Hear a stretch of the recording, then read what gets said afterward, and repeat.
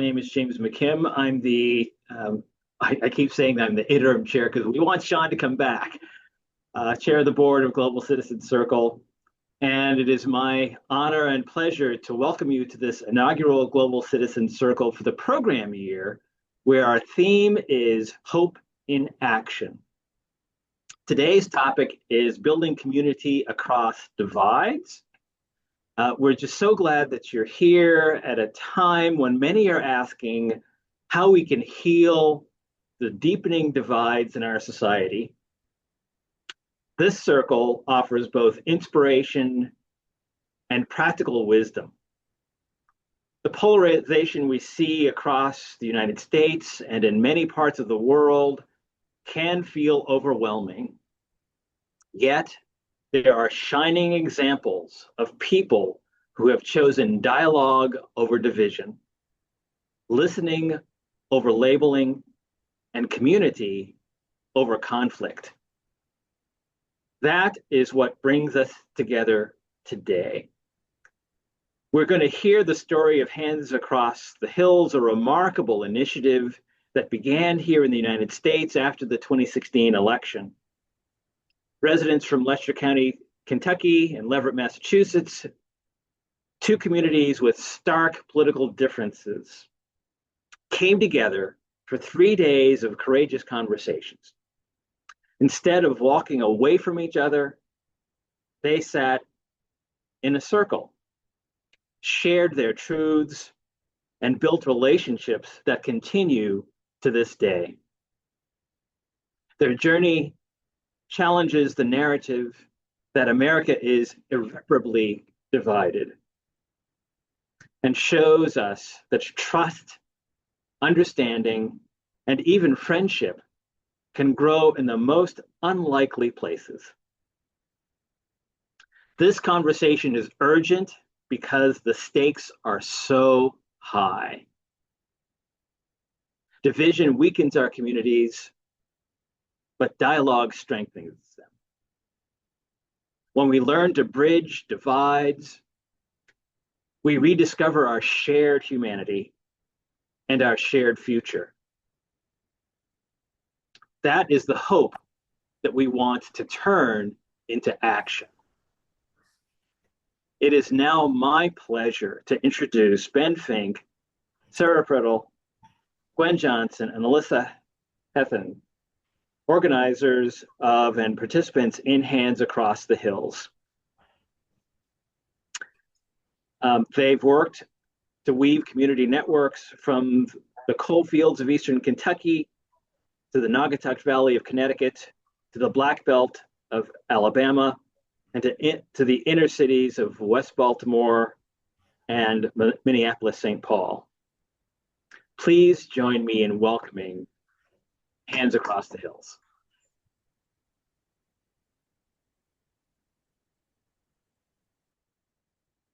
Bright morning stars are rising. Bright morning stars are rising. Bright morning stars are rising. Day is a breaking in my soul. That's how we began. Late at night on an October evening at about 10 p.m. after driving in a van for about 16 hours from Letcher County, Kentucky, where Gwen is right now and where my mug comes from. And we exchanged lots of hugs from strangers in the dark who we'd never met before. On that van with me was Gwen and Alyssa, and one of those strangers who hugged us in the dark was Sarah. And we went across the street from the parking lot into the tiny little town hall of Leverett, Massachusetts, which many of us from Kentucky were shocked was actually even a smaller town than the one that we came from in East Kentucky. One of the many misconceptions we had was that every place in the North was a city. Turns out that's not true. We gathered around in a circle and we just started singing that song. And it is only because of the technological constraints of Zoom that we did not all sing in harmony just now. What we want to offer you today is a chance to hear some stories and to share some stories. And we're going to do this in a pretty informal fashion. And I just shared one story, and we're about to hear some more. What we want you to do is to imagine if you take a look at Betty sitting on her porch outside, imagine that we're all sitting there together on that porch together and sharing stories. The we have, and I'll say, James, to add to what you're saying, we didn't just meet for 3 days. We met for 3 days once every year for 3 years. And we would have met again for a fourth year, but for the pandemic lockdown. And in the midst of that time when we were not meeting, we continued to work. So the way we're going to do this today is real simple. Again, imagining ourselves to be with Betty on her porch. We're going to share some stories. And I'm going to put out a simple prompt. Again, this is one of the ways that we've always worked. I'm going to put out a simple prompt to my fellows in Kentucky and Massachusetts, to Alyssa and Sarah and Gwen. And we're going to spend about 20, 25 minutes just sharing stories, in response to one another. These are not prepared, um, and this is intentional. We listen to each other and we share stories based on what we've heard and how you add to the story. And adding to the story can mean telling a story that's similar to what you've heard. It could mean telling a story that's very different from what you heard. It could mean telling a story that shares the perspective of what you have heard, or it could mean telling a story that shares a different perspective, even a contradictory perspective. These are all ways that we work. And then in about 25, 30 minutes, we'll invite the rest of you all sitting on the porch with us to share yourselves. You can share a story of your own. You can share a question. You can share a remark. Um, and if there's stuff that's on your mind that you'd rather share in the chat, feel free. I'll be keeping an eye on it while we are sharing ourselves, and we'll find the moment best we can to throw that into the conversation. So that's how we're going to spend our lives, and hope you enjoy it. So I'm going to put out the simple prompts that we agreed on to my fellow Hands Across the Hills participants, and then we're going to see where it goes.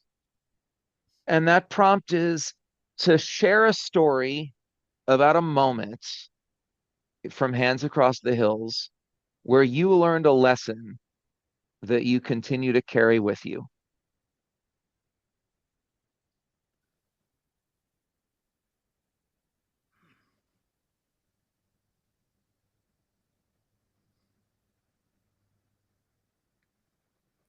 And a little silence at the beginning of story sharing is totally natural and very healthy. Could you repeat the question, please? Sure. Asking Gwen and Alyssa and Sarah to share a story about a moment from our time together in Hands Across the Hills where you learned a lesson that you continue to carry with you.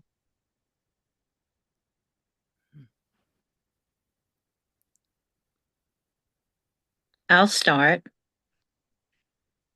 Here in East Kentucky, for the most part, we don't we don't ask how you voted, and we don't discuss it.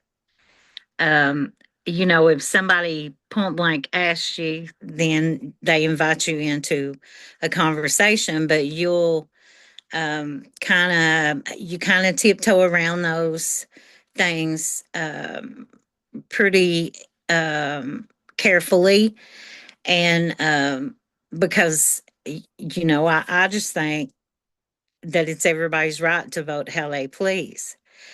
And one of the lessons I learned was that everybody didn't have that attitude about voting. And I was pretty astounded when we had an assembly in Leverett and they set out 35 chairs and 300 people gathered to see what we had to say. Um, and so I quickly found out that whole question about how you voted, or what your politics were, was much more important in other parts of the country than it is here. Um, and so in that van on the way to Leverett, there were people from both sides of the aisle. But we knew pretty much who voted which way. I never told Ben that I voted for Trump until, I think, were we on the way to Leverett, Ben? No, I knew a little before that, but it took a bit. Yeah, I just never said a word and didn't care. Now Ben made it known who he was voting for, but it didn't stop us from fraternizing and working together. That was a lesson for me. Thanks, Gwen. And yes, I'll just say quickly, I generally referred to myself when organizing in the coal fields as a communist Jew from the Northeast. My feeling being they would know anyway. And so let's just get that out of the way. And interesting, well, I guess this is becoming a story, so I'll just share it. I knew when I moved to Letcher County, Kentucky, as a self-described communist Jew from the Northeast, grew up in Connecticut, family roots in New York, that a certain number of people would dismiss me offhand for, being an outsider. What I did not realize is it would be the liberals. It would be a lot of the small community, not everybody in this community. Some became very close friends and allies, but some of the people there who were, very kind of set in the way they did things, whether it's like nonprofit, moderates or kind of, activists, or like, no, no, no, no, no, we don't talk with those people. And I immediately knew that was bullshit. And I'm happy to say, and thanks, Phoebe. Yeah, that's a piece that I'm proud of. I wrote a couple of years ago. I'm happy to say that everybody who was part of Hands Across the Hills, and like Gwen says, it's true. It's not true that everybody in Letcher County in our delegation voted for Donald Trump. We're quite diverse politically, but everybody there was united by the idea that we got something to learn from everybody else. And I think it's definitely one of the lessons that I learned when the article that I wrote, I'll put it in the chat, that first that first kicked off Hands Across the Hills when somebody in Leverett read it. The article that I wrote, I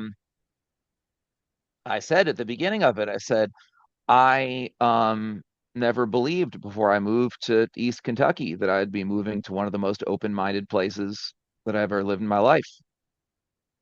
And that's a lesson that I learned, and a lesson that I think many of us learned, which is not to say that I believe that it is okay to vote for a fucking fascist.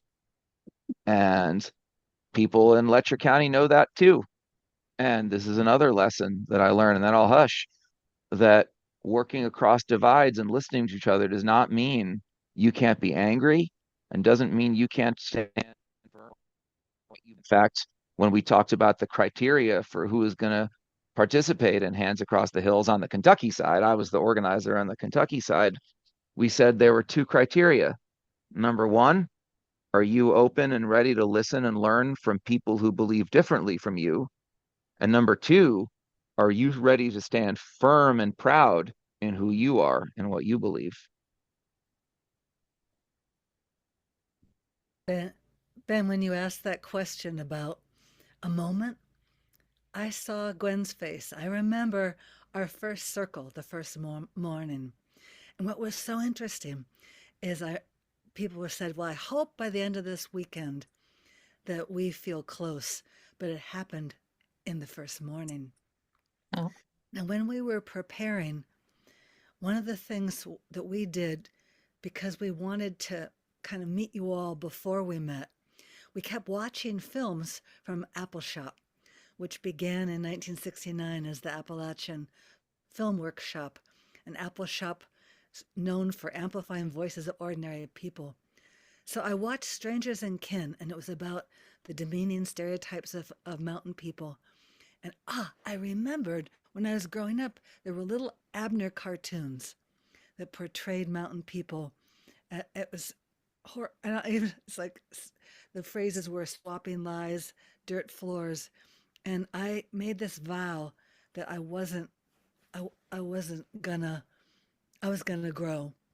I wasn't going to that I cared that the stereotypes changed.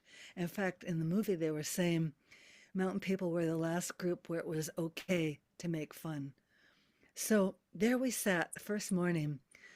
Paula Green wanted us to start with family stories. So we all had a square of paper and we were to draw our family. But I should pause for a moment to say, Paula always said, the way people vote is a small measure of their humanity. And when we told our family stories, and Gwen, I remember when you were telling us that 7 members of your family had died in the mine. And we all began crying. It was just right away, we were all reaching towards each other.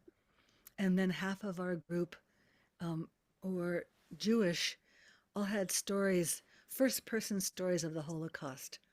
And everyone cried. And at the end, one of the people from Kentucky said, you know, I was taught to hate refugees and immigrants. I never met one. I'll never, never, ever think that way again. And we were bonded. We were bonded through our hearts. And I think that's what I get so frustrated when people say, well, prove the effect on you. And I think that that's not the way to think of it. That it's we opened to each other and we opened and we're ready to grow. We brought a place inside us.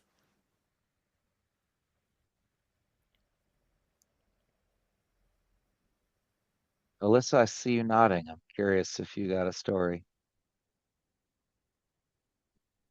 Um, I guess I can kind of branch off from when we went to the elementary school for that program in that packed gym. Being a 17-year-old in front of a crowd like that was really intimidating because it's like, how am I supposed to relate to people like 10 times my age, right? But I was not the only young person there. Frankly, for this, I was probably the only one they could get a hold of. But I was joined with 2 other people from Kentucky that came with us. And then there was 4 youth from Massachusetts that wanted to meet us.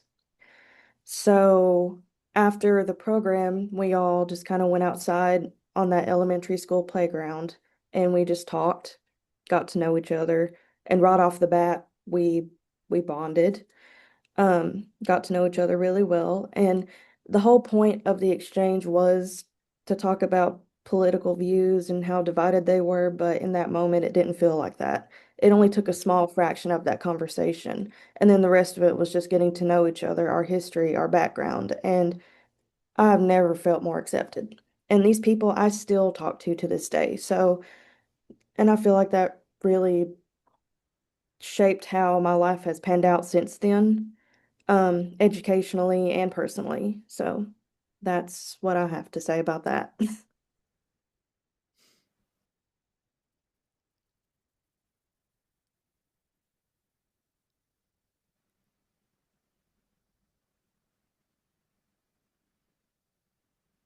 another lesson that I learned, and it was put into words by a colleague of ours named Johanna Solomon, who teaches peace and conflict studies at Kent State University in Ohio. They're part of their memorial to the massacre of students during the Vietnam War era was creating this peace and conflict studies department. And after our co-founder Paula Green passed away, um, Johanna stepped in and taught training with me for people looking to start work similar to Hands Across the Hills. And a thing that Johanna taught me was that sometimes people come together to have dialogue about one thing, and it turns out the deeper issue is something else. And she tells a story about this dialogue she was part of near her home in Akron, Ohio, where there was conflict in a neighborhood, and it was a multiracial neighborhood. And so they came together because they thought the conflict was about race. And it turns out they get into, deep, dialogue, story sharing, topical conversation, and they realize the problem is actually all these potholes in the roads in the neighborhood and the way it's been neglected, and they realized that they could work together on it. And I think in a similar way, and this is my perspective, and I'm interested in others.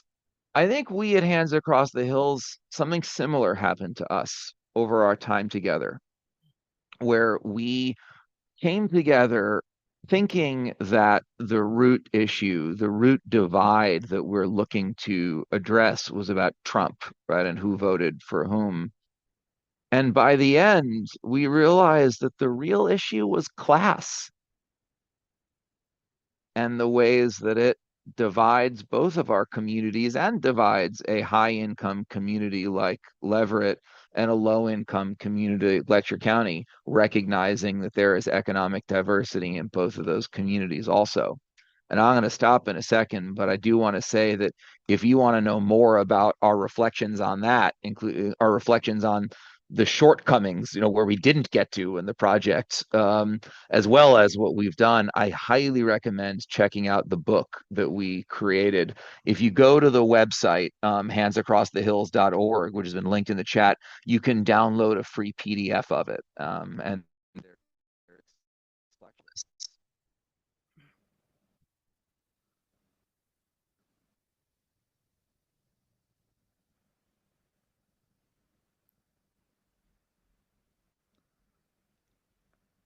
Another lesson that I learned was that everything um, is going to be an elephant in the room until you talk about it. And so class was one of those things that I kept pushing for us to talk about class, but um, there was a lot of apprehension on both sides. The Letcher County people and um, the Leverett people were apprehensive to talk about it because it was such it was just an elephant in the room. I mean, there were more elephants besides that, but it was a biggie. When we did finally launch into it, it was hard. It was some of the harder work. We did we from Letcher County knew that there was going to be the question about guns and coal and abortion, and then when the pandemic hit, we were divided on vaccines as well. But there's a lot of reasons for those things, and we talked those things out and grew to understand why the attitude was the way it was in both places.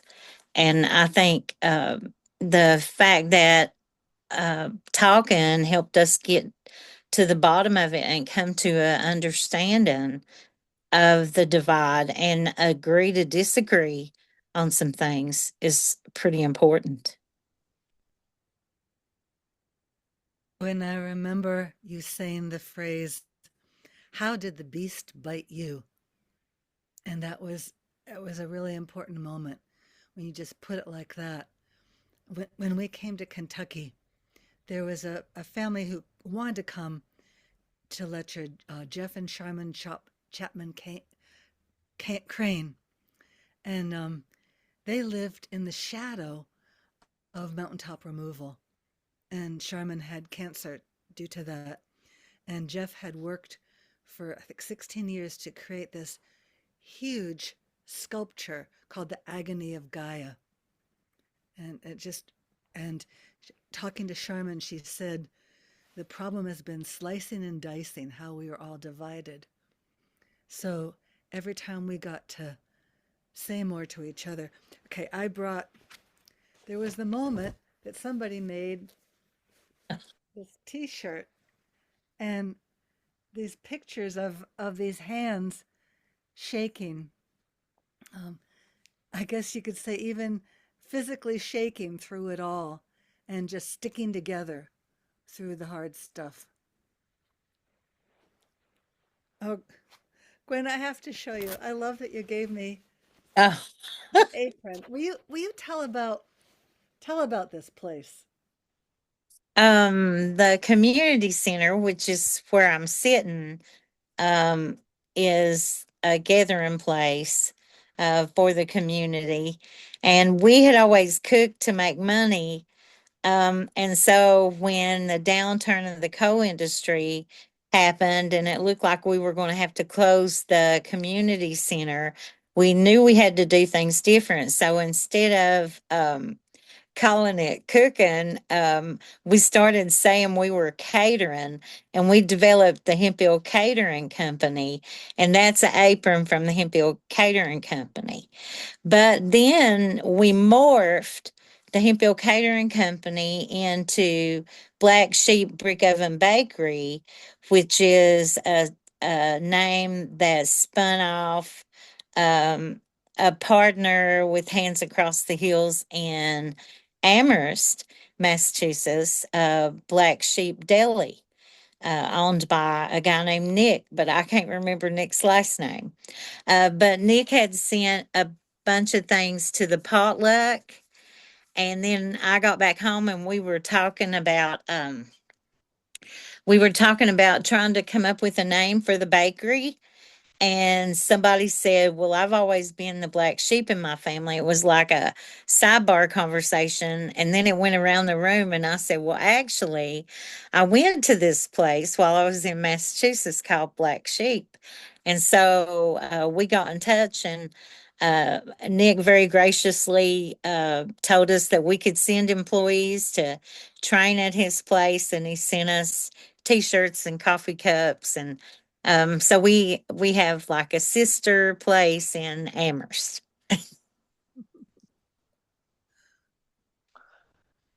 Glenn, if I could prompt you, because that Hemphill Community Center slash Black Sheep Bakery, where you're sitting, also is where we had our first local conversation about whether we wanted to do what became Hands Across the Hills. Wonder if you wouldn't care to share that story.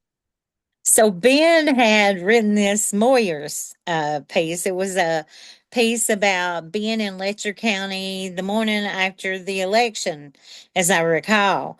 And so this fellow, I think at that time was living in Leverett, named Jay Frost, saw that article and sent an email to Ben.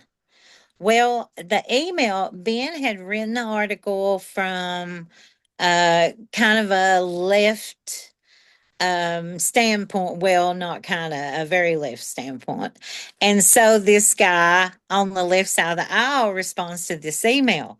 So it was an email to Ben, but Ben brought it to a Letcher County Culture Hub meeting, and there were about 20 partners around the table here of organizations and businesses in this county. and he read that email, and there was such, I mean, it was such a mixed thing that happened around that table. A couple of people burst into tears. Um, because there was this rumor that same sex marriage was going to be reversed. And we had folks who were really concerned about that. There were the Trump voters and there were the Clinton voters. And it was just, a mishmash of a bunch of different perspectives. And he read that email, and so right away my knee-jerk reaction was that it was another Save the Dumb Hillbillies foundation ploy from some people who did not know a thing about us and wanted to tell us what we needed instead of asking us what we needed. And so I was real guarded about it. And we had an answer to the email drafted, and it was so important to all of us that they vetted that email before the reply was sent.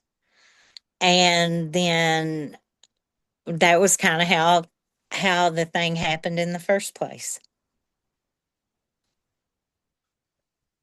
I wanted to say, I've been, for people not following the chat, we're putting a bunch of links in the chat with context that'll be sent out after.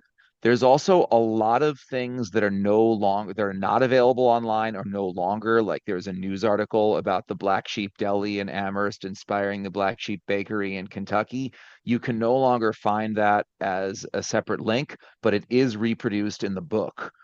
So do download that PDF. Likewise, that email exchange that Gwen was just talking about, that is reproduced with everyone's permission who was involved in that book. So you can actually read that whole thing. Um, I want in a moment to open it up to everybody else sitting on the porch here with us.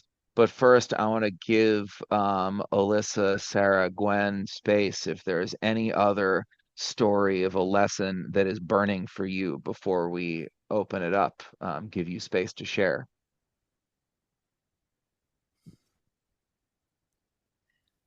I have to mention the Shabbat service. Please. Oh my gosh. So here in Leverett, half Jewish participants. We go our first night, it's a Friday, and right at Hemp Hill, Gwen's place, we have candles waiting for us, and Ben leads the full Shabbat service with, I think there were 100 people from the community. We felt so met and touched and loved. It was really life changing because so much of what happened was the gestures, the things that we did, the hospitality. Gwen, everything you did to help us feel welcome, and those of us who got to stay with you. And that's what has kept on going. Alyssa, what about for you?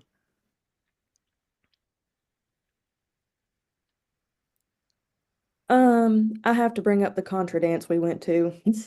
Oh, Oh, yes. I have to bring up the contra dance.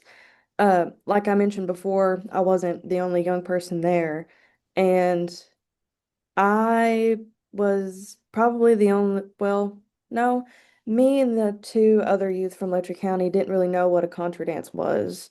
And I think one of the Amherst youth looked at me and was like, "It's kind of like your version of a square dance."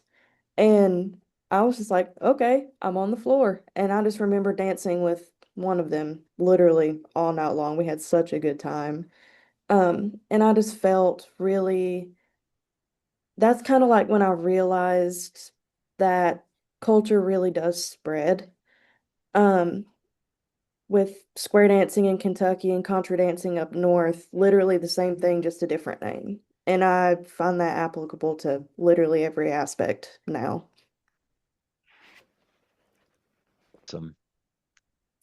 So we're going to open this up now to everybody. And in a moment, when I stop talking, I want to give the first place to Nish, who I know is going to need to leave a little early. So going to give you the chance in a second to share story, question, thought, reaction, reflection, whatever you like, and then we'll open it up to the group. If it gets too rowdy, I might ask for people to raise your hands, but we'll see if we can do it without.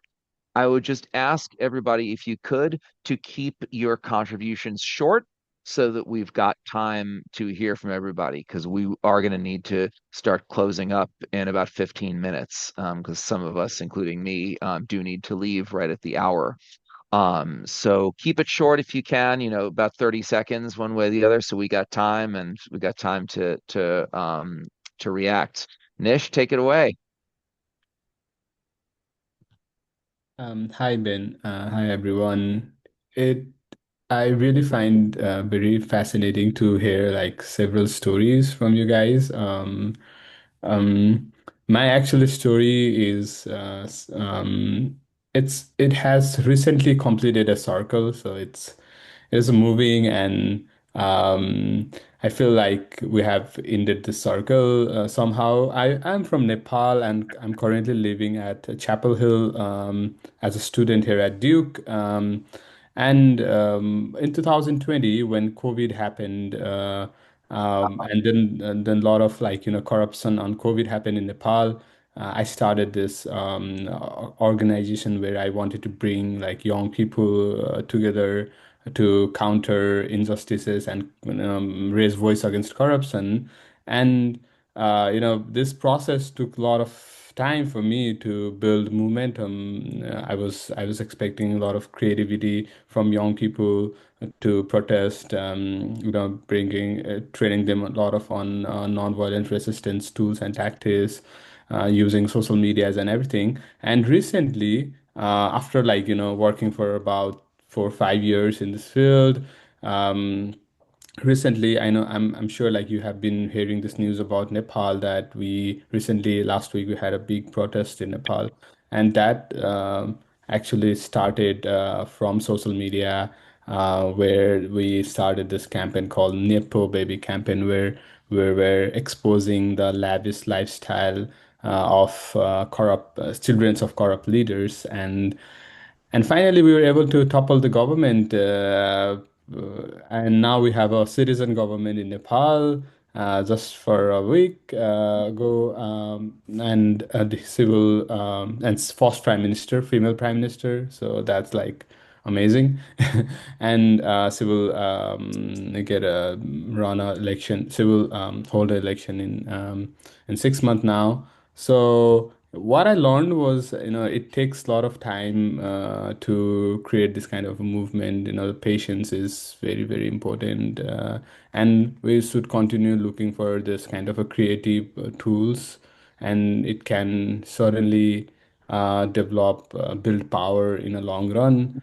Um, yeah, by saying that, I want to pause here and yeah. Thank you. Thank you so much. Really appreciate it. Really appreciate you being here. And I think there's huge connections.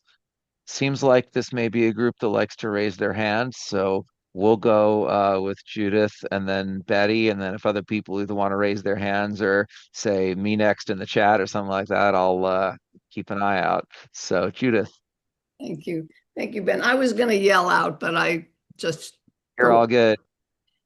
First of all, I want to say, Gwen, I was so struck by your first story of being in your community and people don't know who each other voted for, and that was not a priority concern for people. I just felt like that's so important for us to hear.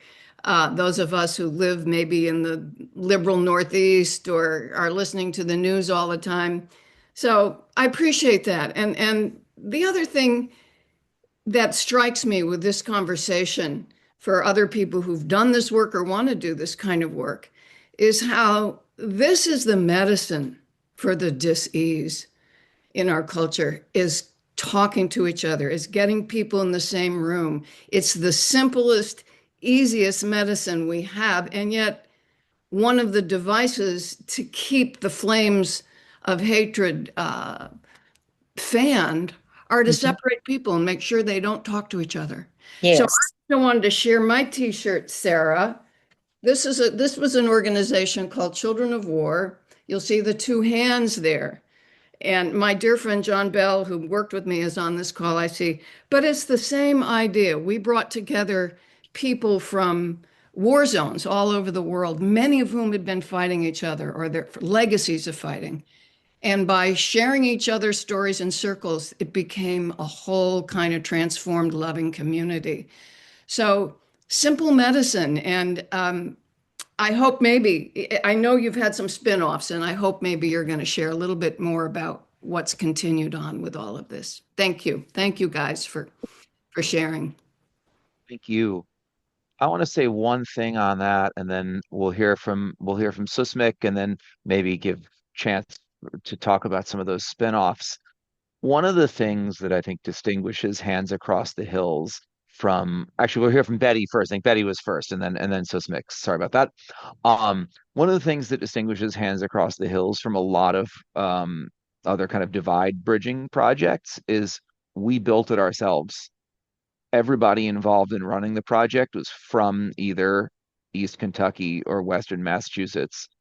It is not a bunch of professionals from the outside saying we're going to administer this program and looking for sort of client communities. As Gwen said, there are a lot of Save the Dumb Hillbillies foundations out there, and not just for hillbillies. Lots and lots of communities have experienced that. And so this notion of what we like to call "we own what we make" is really a big part of what's made that successful. Betty?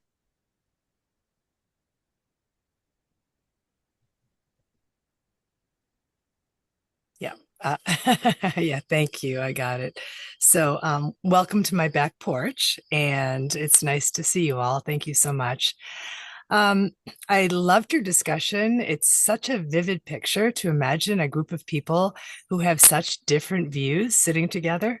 I love your description, Ben, of a self-described communist Jew from the Northeast, right? And in these times, to really think about how much we need that, right? And I couldn't help but think a couple little related, if there's any comment about any of it, about transferability of some of this, right? So I was thinking that in person, you're probably able to avoid some of what I'd call the power dynamics, the sort of polarization and separation. And I'm wondering if people within the group were able to sort of effectively bring this back to their communities, whether it was families or other people who weren't actually part of that group. Were they able to sort of embody it enough and set the context somewhere else where you could have that kind of ripple effect? And the last question was the last question. Um, yeah, no, I guess that's really it. Because I guess oh no, the last question was social media, right? So here we are today, and not everyone has the opportunity to be on a back porch or to be in the kind of space that you're talking about. Do you think any of this can be transferable? And if so, what insights would you glean about how to do that when you're really not in front of someone? Thank you, Thank Betty. you. Yeah. So here's what we're going to do. We're going to hear from Susmik and then from Marguerite, and then going to put the combined questions that we've heard to Sarah and Alyssa and Gwen. What I've heard so far is what's remained, what continues to happen, in what ways can this be transferred to other communities we're a part of, and what is the role, or what could the role be, of social media? So I'm tabulating the questions. Susmik and then Marguerite. Hi everyone, my name is Susmika. You see her pronouns. I was off camera because I'm not feeling well, but at the same time, I was like, I'm not Yeah. gonna miss this circle. Um, for me, I do a lot of deep canvassing work, and so like most of my work has been talking to people across different political spectrum. And so like the way we've been having these conversations, we've had these conversations on the phones, at the doors. And I've talked to people in Wisconsin, to Pittsburgh, Pennsylvania, to like different parts of the country. Um, and when we really center stories of people and like get down into values and really create that non-judgmental space, I've seen that people at the end of the day might be in the different spectrum, but like all they care about is safety of their family, dignity and respect. And I was Mhm. just like, when you all talked about this, I was like, oh my gosh, this is exactly what I've been doing at the doors and on the phones.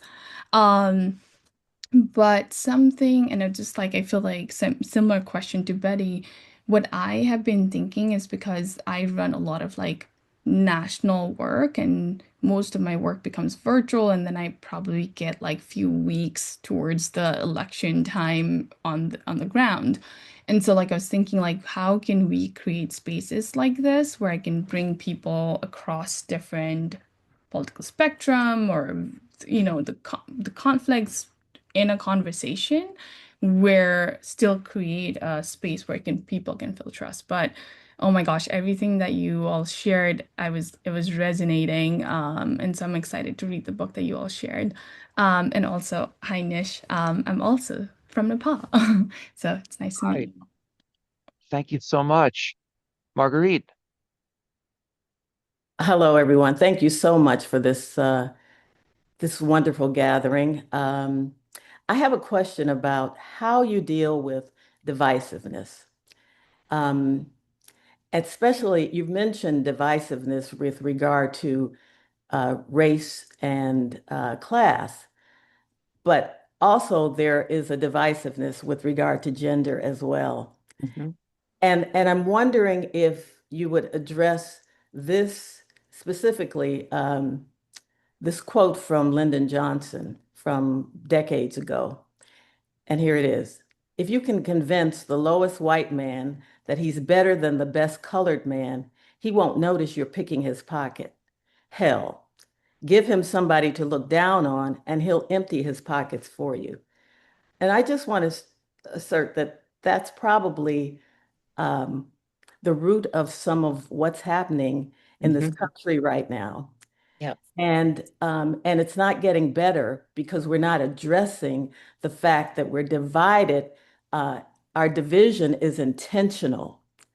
It's intentional because there are people who are benefiting from it, from our divisions, and Mhm. they're exploiting us in service to their ascension. And I think that we've got to deal with some root problems, some historical root problems here in order to move beyond the polarization that we're all experiencing right now. Because it's very, very frightening, particularly at this moment when Black women are being attacked from from every aspect of this country. 300,000 Black women were purged from the federal government. That is intentional. 70% of Black households are female led. So when the breadwinner um, is no longer bringing in the finances, what does that do to destabilize the family? And destabilization of the family then becomes the root of poverty, which then moves into criminality. We need to address a lot of things with regard to our ability to communicate with one another because what happens to one group is also going to happen to another group in a very different way. I'll So down. these are wonderful comments and reflections. We just have a couple of minutes. I'm gonna turn it over, but I want to say quickly to that. Um, I want everybody to see the vision statement that we wrote in 2019 because I think it speaks directly to what Marguerite was talking about. How this is not a question of we are divided in some sort of natural way. This is about we have been divided by people that do not wish us well, whether we are right wing people or left wing people or Kentuckians or New Englanders or black or white or men or women. And I think that LBJ quote is right on. Um, and I also just want to say to Susmik, what you said about those shared values is absolutely right. We had a moment when we looked at each other and said, well, a lot of us from Kentucky think that everybody's safe when everybody's got a gun. And a lot of us from Massachusetts think everybody's safe when nobody's got a gun. But the bottom line is we want to be safe. And Yep. that's our shared value. We're going to figure that out together. Um, Gwen, I want to give you. I saw you nodding. I want to give you a second, and then Sarah is going to sing us out. I was just thinking about the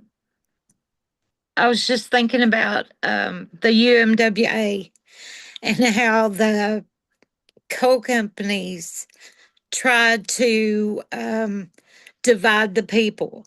So they'd make the lowly, poor white man the boss over the other races that were working in the coal mines. And then the UMWA was a union that was never segregated.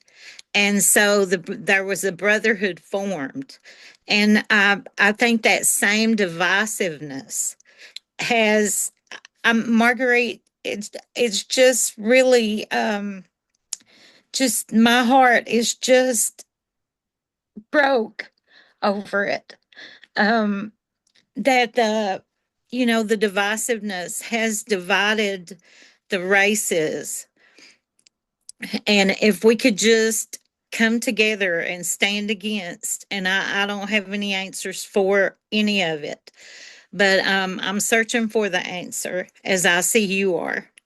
And if we stand in solidarity, it has to go a long way to bridging the gap. And I will say, and I know this is a cop-out answer because there's so much more to talk about in the book, which again you can get for free on PDF and share. We open up the hood in the last couple of chapters and show a lot of the methods that we've used. They're methods of planning dialogue sessions, there's methods of facilitating, there's methods of a lot of the community organizing work that has got to be at the root of change. It's going to take hold. And so a lot of the specific questions about methods, we can talk there. And I'm just going to put my email address in the chat because I don't mind anybody getting in touch with me. Hell, I'll give you my phone number. Elon's already got it, so you might as well have it too. Feel free to be in touch. Happy to continue this with any of us. And I know that Gwen, Sarah, and Alyssa, I'm happy to pass theirs along as well. But for time, I want to pass it first to our friends at GCC who are going to ask you to fill out a little poll. And then Sarah is going to give us a parting gift while we're doing that. Thank you. Thank you to everyone. The poll is coming up here already. And this is a new thing. We haven't done this before, but we really want to hear from all of you who've joined us. So if you'll just take a moment to do that poll, we'd really appreciate it. But I want to thank all of you, Ben and Sarah and Alyssa and Gwen. And I also want to thank Judith because Judith Thompson brought us all together. It was her connection with Hands Across the Hill that brought us all together and allowed us to meet these wonderful people who did some really, really hard and important work. And we hope that you have learned some takeaway lessons from all of them. And again, the book has all kinds of lessons in it. So encourage you to do that.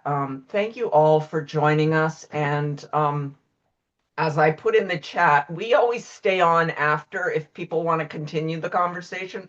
We stay on. I know that Ben and Gwen and others have to leave on the hour, and I don't want to keep them, but please know that we are we'll be here for as long as folks want to keep continuing. So thank you. Sarah, take us out. And I can see better by the light in your eyes, and that light will lead us back home. That was a key thing for us. This is a theme song. When you're in Letcher County and you look at your mountains, we're in the same circle, we're on the same team. We look at the same moon, we look at the same sky. We look in our hearts and find the same dreams. And one of the spin-offs that keeps going is anti-racist group that I'm part of, Bridge for Unity. Don't miss in the chat the book In Defiance by two members, Milkar Shabazz, Tom Weiner, 20 people not often spoke of in history who've been fighting racism. So um, our final song is part of that same theme. And I can see better by the light in your eyes, and that light will lead us back home. Thank you, everybody, for being here. And to those who might be able to stay one more minute, I cannot help but share Archbishop Tutu's. I know it's his message to us today when he said that it was the countless number of tiny meetings, each one seemingly insignificant in itself, that together became the wave that overcame the pernicious system of apartheid. We are living that, and it is hands across the hills, it is Nepal, it is all of us. We are together, and Archbishop Tutu lived it. We're trying to follow it. Thank you so much for all that you've given us today. Thank Thank you all you, for having Eleanor. us. Thank you for being here. Really, really appreciate it again. And we'll be staying on, so feel free to. But those of you who have to leave, feel free to do that. We will be following up with a video of the recording of this session as well as the resources.